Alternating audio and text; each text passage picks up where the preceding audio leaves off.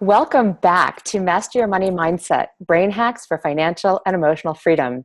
I'm your host, Deborah Fryer. I'm a catalyst for change and a creative coach for spiritual entrepreneurs, helping you cultivate emotional and financial freedom in your life and business. And I'm super excited to welcome today's guest because she came into my life in a very, I will say coincidental way, but there are no coincidences. And what happened is this.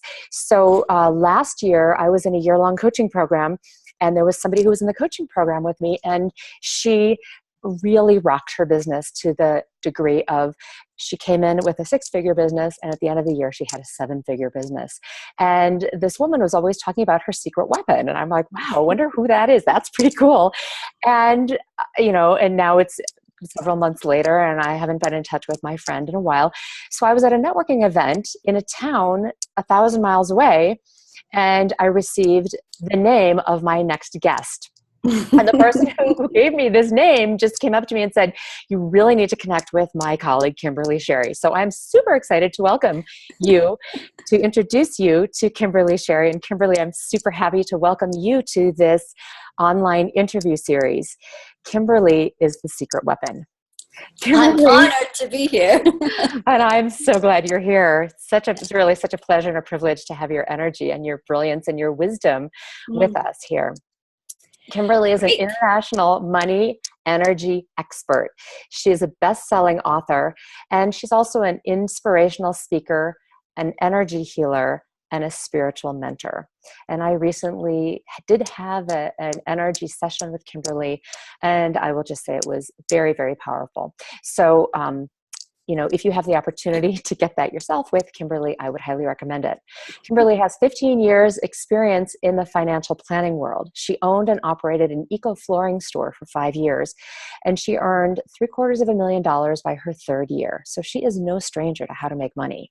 She trained weekly at the Asclepion Healing Center for 12 years, and she's also worked extensively with shamans and plant medicine in the Amazon jungle.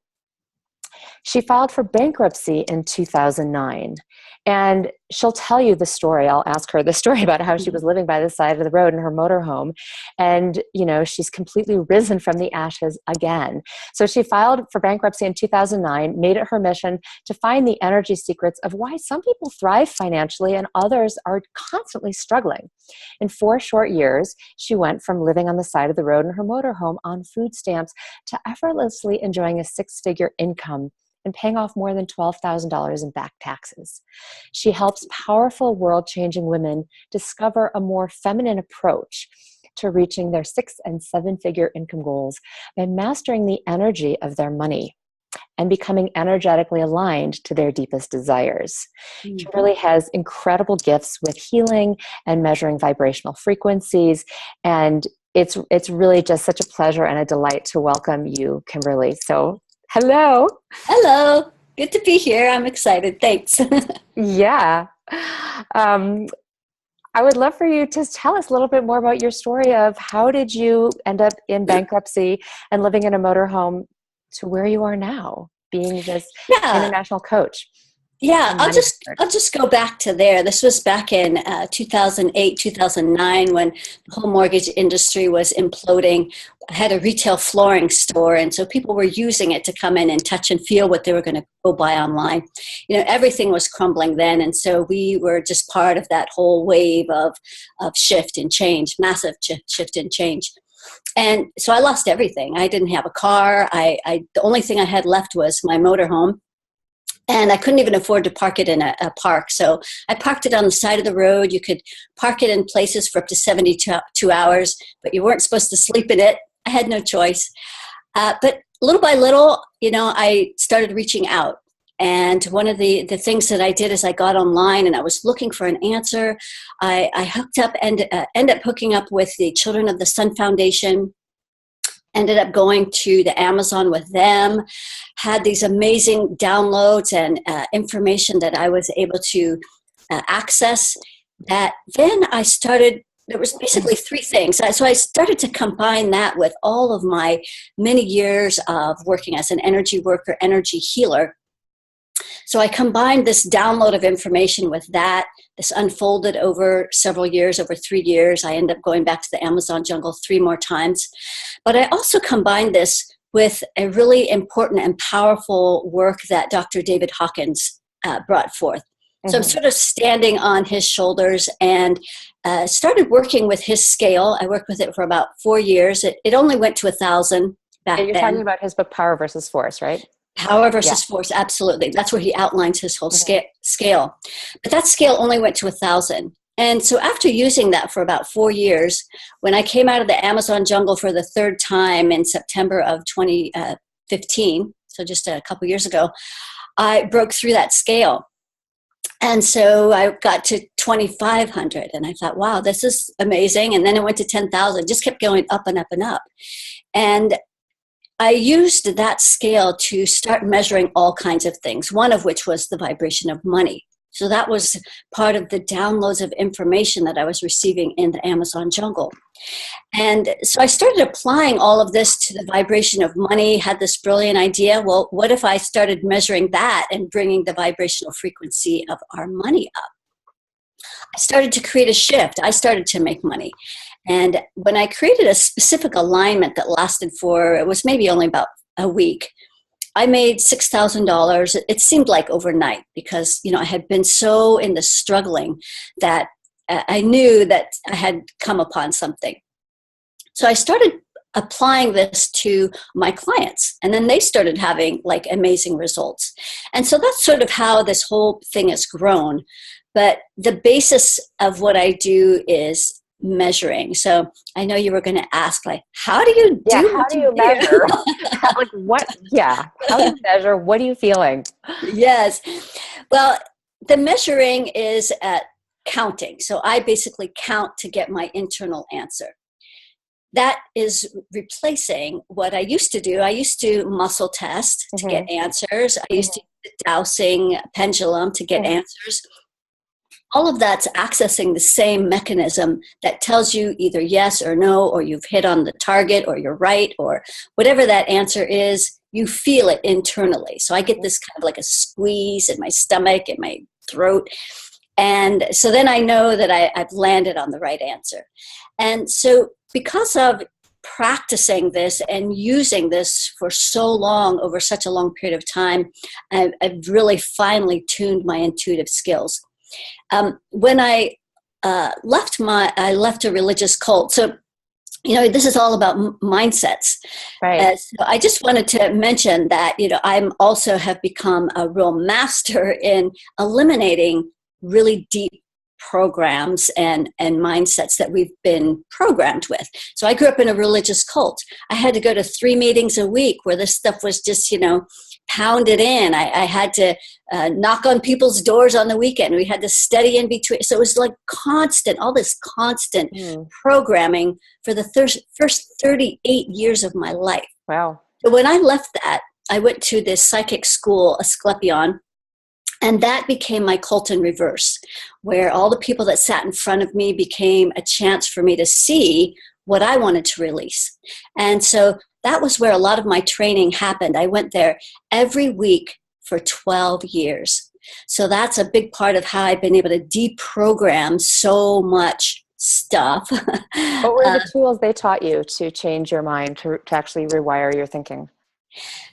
What happens is that every person that sits in front of you is a chance to clear energies that are blocking the flow of energy.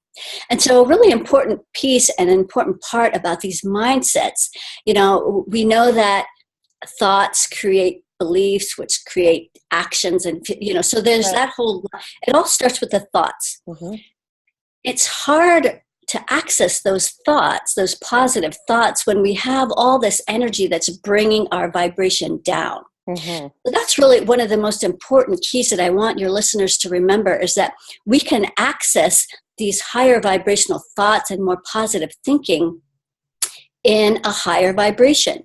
So that's the big piece of how this school really helped me, was that it helped to release all of these really dense energies that didn't allow me to have a positive thought or any positive thinking. So that's the biggest way. So when you are working with somebody or when you're working with energy, it's all remote, right? Yes. So how do you, Generally, I mean, I can do it. mhm. Yeah, but most of my clients are remote. Yes, all over the world. So how do you begin to make the connection?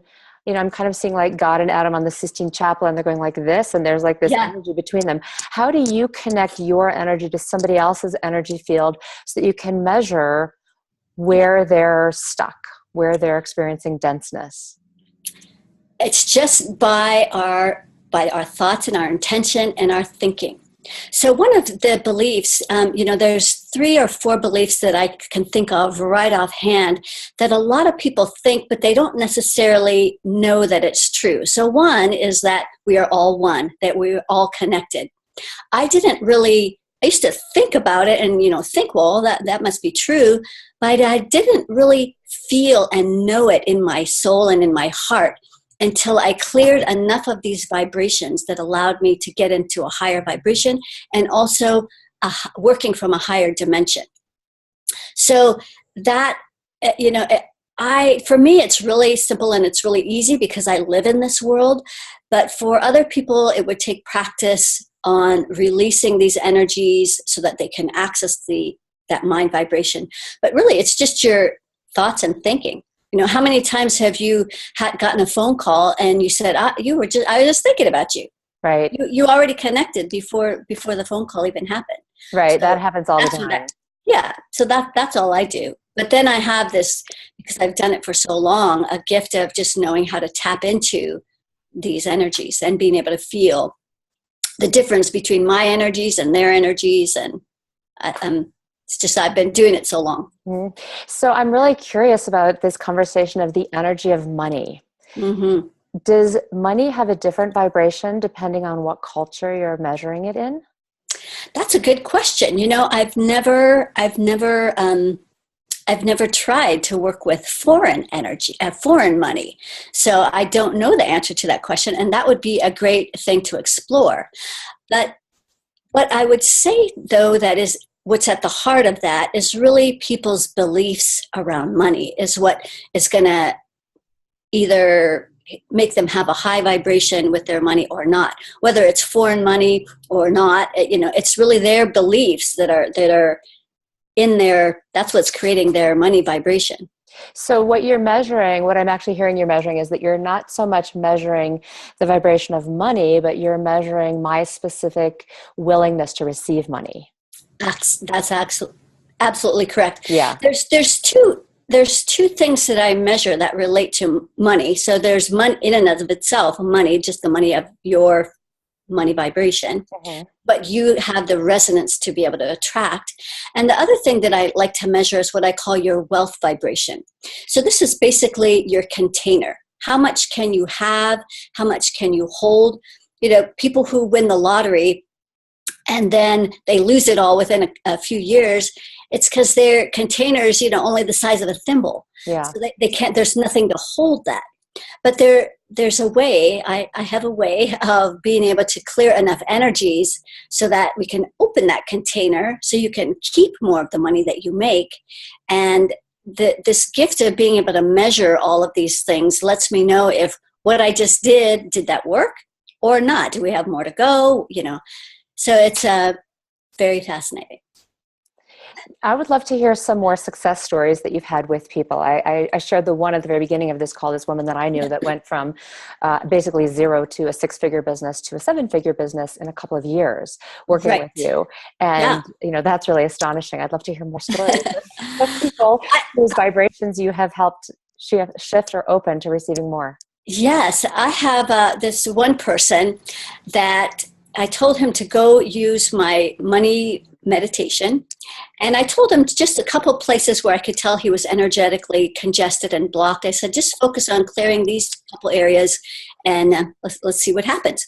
He calls me the very next day to tell me that he had manifested $150,000 of unexpected income. Wow.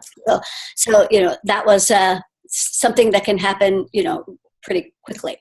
I have another client that when she first came to me, she only had 3 coaching clients. She was struggling to pay rent. Her kids were always sick. And her first month, she made $6,000. So that was like big. The next month it was 10, and then another 10. And that first year she made $100,000. Last year she told me she made $300,000. They bought the house they were struggling to pay rent for. And now her husband is cutting back on work so she can spend more time with his wife in their business and spend more time with the children. So that's another story.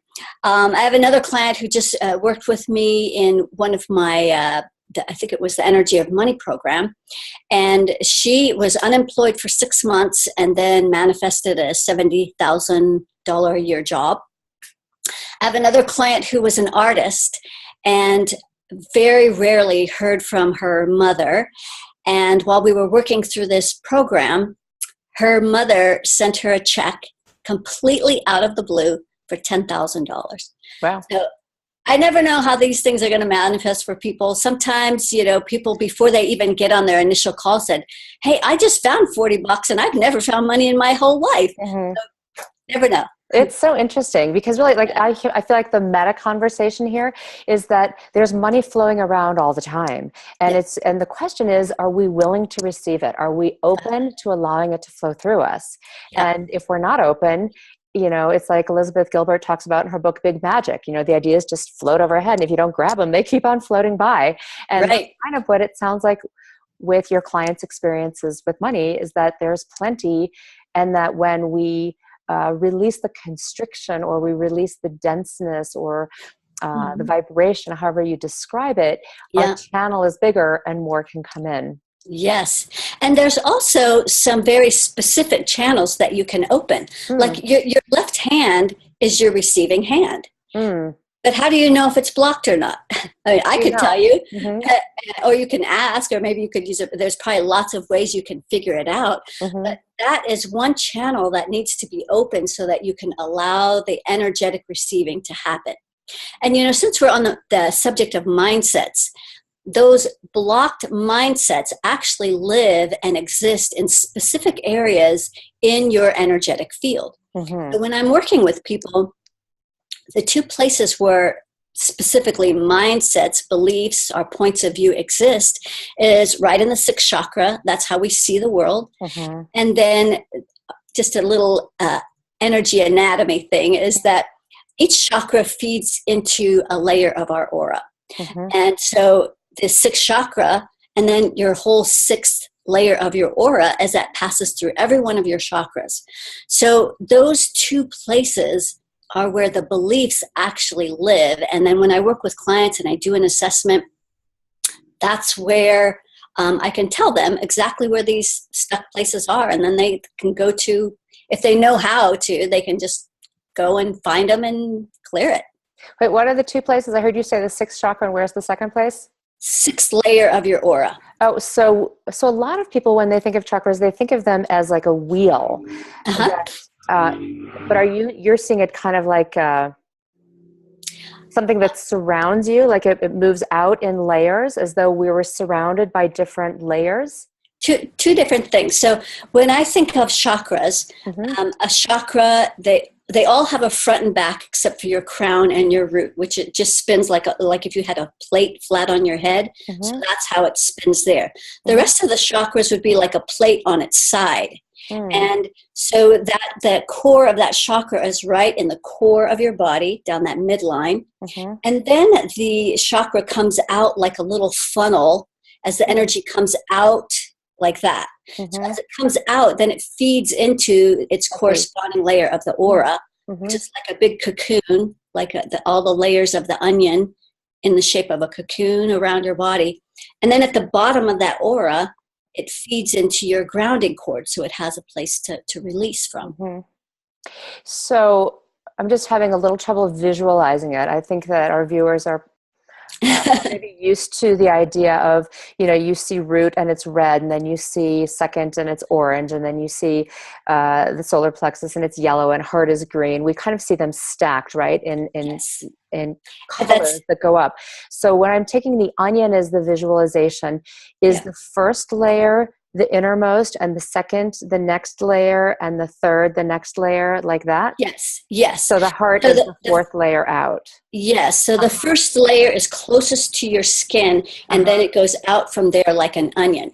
So I Mm-hmm. have seen what you're talking about Mm-hmm. before. The colors and layers are layered like that. Yeah. I find that to be inaccurate. Hmm. I've spent almost 20 years doing this work, and the how the chakras feed into the layers feels, and I've seen it as being more accurate. Mm-hmm. Yeah. Does that help? Yeah, it does help to visualize it. And Yeah. it's really interesting just to think of ourselves as energy bodies, because I think when we're having a conversation around money and why we get disconnected from money, there's a sense of other people have it and I don't, or other people can charge that, but I can't, or other people have more experience, but I don't. And there's a way that we make ourselves separate. And Yes. when we're talking about money as energy, and we're talking about our energy field that expands out, we realize there is no such thing as separateness, right? We're all interconnected energetically. So it really helps that visualization. Yes, yes. And that what you just talked about is another one of those beliefs that we might know it's true, but we don't really believe it, that there's this infinite supply, until we clear enough of these energies to actually believe and know that that's true. But there's also, a lot of other energies that bring down our belief in being able to know that we are worthy of money and that it is our divine birthright. Another one of those beliefs that, yeah, it sounds good, but it's not really true for me. Mm-hmm. So, when we have a lot of energy in our heart, congestion, all those judgments keep us separate from really being able to feel worthy. There's everybody's story is revealed in how their energy is congested, and that's why I love working with this stuff and with the numbers, because the numbers can be neutral. But the two main places where people most often are congested is in their root chakra, which is why I'm always telling people pull in that worry circle. Mm-hmm. That's where all your worry lives. Mm-hmm. And when you're in worry, you can't be expanding and feeling abundant. And then the other place is in our heart. That's a place where a lot of people are trying to prove their worth and trying to prove their value, working really hard. So those are the two main places where people get stuck with money. And then I'm just going to add one more to that. And it's a belief that I want to challenge, because it's a common belief that we have to work hard for our money. Mm-hmm. I challenge that too. Yeah, and so a lot of people think, and it's as old as time. Of course, you have to work hard for your money. That is true, and a lot of people make money that way. I'm not saying you can't do it that way, but what I'm telling you is that there's an easier way. That hard-working thing is not how the feminine body is meant to create, and a lot of women are burning out in the process. So when that solar plexus is congested, that's when you go into effort, pushing, chasing. And if it's flowing, then you can just keep taking your next effortless action. It's not like we're sitting under our, money tree waiting for money to fall on our head. We still have to implement plans and strategies. That's all part of the balance of masculine doing actions with the more feminine, which is more receptive and that creative energy. So the two have to be balanced. I'm so glad you said that. I work with clients all the time, and the story is, well, I have to work really, really hard, and it's not okay to have a lot of money if you don't work hard for it. Right? People are fine having no money. Like, it's super comfortable to be broke, or it's super comfortable to not have enough. And it's also super comfortable to struggle and have plenty. And it's not okay to have plenty and to not struggle. So I'm really glad that you brought that up, because, as long as we're on this energy conversation and the energy is moving through us always, right? Just like breath, nature doesn't do upstream. Right. Right? Or most of the time, I guess salmon do, but most of the time, right? I mean, nature will grow no matter what. And if there's an obstacle, if there is a sidewalk, the dandelion will come through the crack in the sidewalk. If there's, a stone, the flower will find a little bit of water and it will bloom wherever, right? And nature finds a way through no matter what. And for some reason, we humans are very attached to making it hard. And so I Yes. love that you're saying it doesn't have to be hard. Yeah. What's possible if it's not? And even the trees, they don't worry that they're not going to have enough leaves in the springtime, or, the birds don't wonder where's their next worm coming from. They live in abundance. So Right. that's but when people say it's our birthright, that's what they mean, is that we are all of that same energy. So we all have that same inherent birthright to have things in an abundant way, which includes money. But money, there's all the stories and all the energies and all of the ways that it's been misused and all the greed with it. That's what's made money really dense and made it really heavy, and where people want to reject money. But when we can start creating a new relationship with money where it becomes our friend and maybe even our lover, so that it wants to show up and come around and take care of us, because we spend that same kind of time and energy taking care of it, we create a completely different relationship with our money. That's so important what you just said. I want to repeat it, which is that when we spend time taking care of it as much as it's taking care of us, because so many people don't take care of their money, right? Like you see their wallets and they're just jam-packed with things. They don't face their bills. They don't smooth it out. They don't touch it. They don't bless it. They don't say thank you for it. Right. And, it's something that creates value for us, and we want it to move through us. And if we're disrespecting it. Right. And even the bills that come in. Yeah. Even the bills that come in, we don't really necessarily think of that as money, but that bill used money to get and purchase what you paid for. And so having gratitude for that bill because of what it did for you and what it accomplished, and having, a welcoming place for your bills to come in the door and then they land in this beautiful tray, or, a welcoming place so that you appreciate what money did for you. These are just some small ways that we can start shifting our thinking around money and the way we interact with it. I love that, having a welcoming place for money. What other ideas do you have about how we can welcome money into our lives? I have a little Lakshmi statue on my desk, and all of my bills sit under Lakshmi. Here's one other tip, because I'm big on the vision boards, as you know, the whole John Azaraf thing, to feng shui your home, the money section of your home. So as you walk into the front door of your home, the back left-hand corner is your wealth and prosperity money section. Meaning when you walk in the door, the area over your left shoulder is money? Like if you were to put your house on a square out in front of you, wherever you walk in the front door along that front line, and if you go to the back left-hand corner. The top left corner. Yeah. That's why I see it, yeah. Yeah, if you're walking towards the back of your house, it would be on the left. Okay. Amplify that with things that represent abundance and money for you. Maybe a little pot with some coins and it's overflowing, or a little jade plant can also represent more money and abundance, or whatever makes you feel excited about welcoming more money. So you can amplify the energy that way. That's a really simple way. And you can do that not only with that part of your house, but that part of every room in your house. Oh, that's what I was going to ask you. So you can feng shui every room. Yeah. So the money part of your room, if you're visualizing it, if you just put a square of paper in front of you, it'd be the top left corner of that square of paper when you walk in. Yes. Yeah. Cool. Or because the paper will be flat. It's right. It's the top left. Yeah. Cool. Okay. Top so left, that's a good one. Yeah. So I know our listeners are now sitting here and they're like, well, how do I raise my vibration? I don't know how I don't know about this energy stuff. It's too woo for me. Yeah, it's a little out there for a lot of people. But, people should realize that this energy, woo-woo, weird stuff is really the wave of the future. So if you want to have an edge with whatever you do, get on this energy wagon and start practicing how to create more energy flow in your body. So I have, there's four free meditations that are going to be on the link that you're going to be sharing with everyone. Yeah, it's right below on this page. Yeah, so go there. Even though it says purchase offer, it's completely free. There's no way to change that default button. But those meditations will help you, one, raise your money vibration. They're going to help you eliminate the energies of the martyr, that hardworking, struggling energy, the energy of the victim, where you might feel taken advantage of, the energy of shame, where people are kind of in hiding and their clients can't even find them. The energy of anger, which a lot of people are confusing for passion when it's not passion, they're just angry.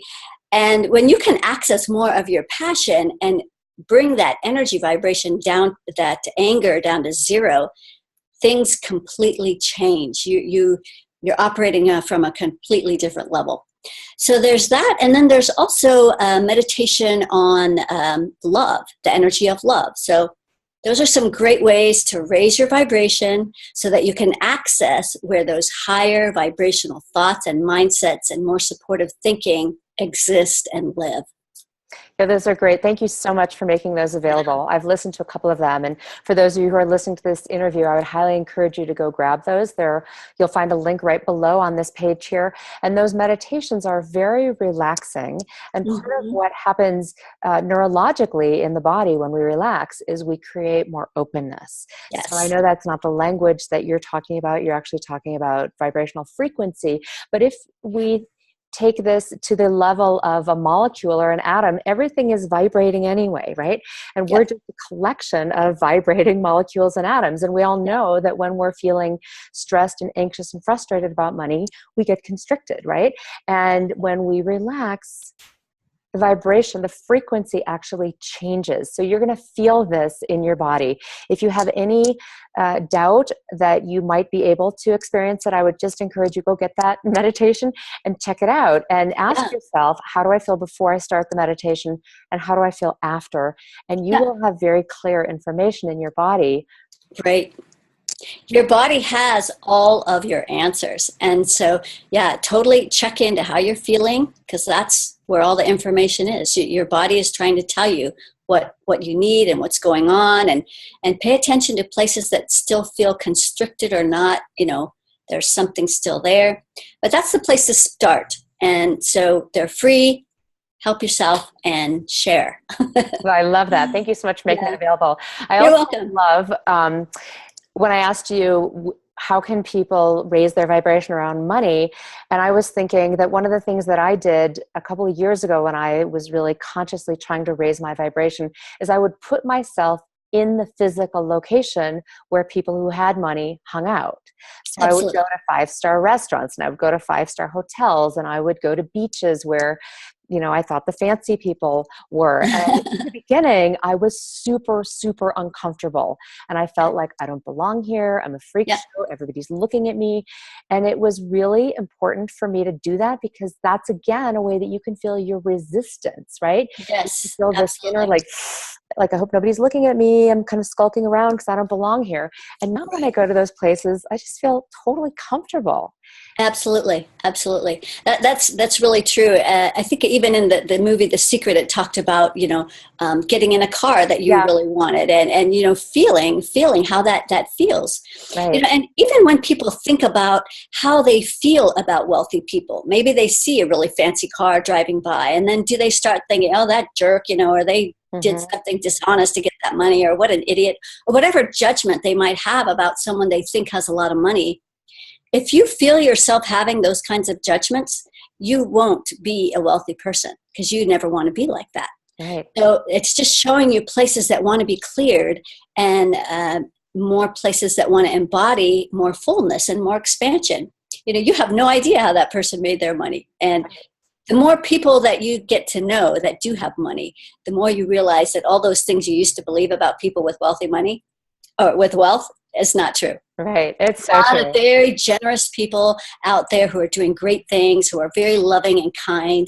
And sure, there's the share of those who are not happy, even though they have money. But, a lot of those beliefs are just not true. Right. And money's not going to make us happy anyway. Right. It's that inner state. And you have a beautiful way of saying it, that money doesn't make you anything, but money amplifies what you already are. Yeah, especially in that root chakra. So money doesn't give you security. A lot of people think that money will give you security. Well, if you have just all this fear already living in your root, and then you add money to that, you're going to be putting bars on your windows when you get all that money, because it's just going to amplify all that fear. And money doesn't give you power either. It's going to amplify what is already existing in your energy field. So yeah, I it's helpful to have people that can help me translate this into more user-friendly terms, because I live in this energy world, and so sometimes it's hard, conveying what it means in a more practical sense. So thank you. It makes perfect sense that it's in the root chakra, right? Because that's our sense of security. That's our foundation, which brings me back to your story. I think it's so ironic and interesting that your foundation had to get rocked, literally, right? You lost everything financially, but you ran a flooring company, right? Right. The foundation, right? It's the floor. And that had to go away. That's very funny and ironic. Yeah, totally ironic. So you are really on the leading edge of what is in wealth consciousness. Absolutely. Through the body, recognizing the power of the energy of our circuitry and connecting the circuits that support us so that we can really be powerful when we want to be. Yes. And be relaxed when we want to be. What's next for you? Well, where are you going? Well, one of the next things that showed up after I quit doing that quarterly workshop was that I need to step into teaching people what I do through a week-long workshop as a retreat. And when I thought of that, then a place showed up in Hawaii. So I don't know if that's actually where it's going to happen, but this feels like my next step is, bringing people together who are really ready for this, healers and coaches that really have a powerful influence over large groups of people, because I want my ripple to affect those who are going to create bigger ripples. It's easy to help, one drop here and one drop there of people, but my goal is to help more people who are going to be helping more people. That's really the fastest way that these shifts are going to be made. And now more than ever, we need to do things in a much faster way. So maybe it took me 12 years to get to where I am now. People don't have to wait that long. I've discovered these shortcuts where we can just get right to what's actually blocking these energies and move those all through in an hour, so that people can get a head start and just go. And yes, you can take your time and try and raise your vibration with positive affirmations. I think those are good. There's nothing wrong with that. But it's kind of a long way to get there. This is a shortcut. Yeah. Well, super awesome. I'm really, really glad that you're here to share this. And I really encourage the people who are watching to take advantage of some of the stuff that Kimberly's offering. Get some of her meditations, get on her list. If you want to learn how to do this energy clearing yourself or teach it to other people, it sounds like your energy is growing. So that's great. Yeah. And so people can find me on my website, which is my name.com, KimberlySherry.com. And if you are interested in finding more about this retreat or just getting on the list, just email me from my website and we'll put you on the list so that you can know when it's going to happen. Awesome. Thank you, Kimberly. Well, thank you so much for sharing and for bringing your beauty and your wisdom and all of your expertise about frequency and vibration to this. You're welcome. I so appreciate the honor to be able to share it with your audience. So thank you again. Thank you. Have a beautiful day. I will.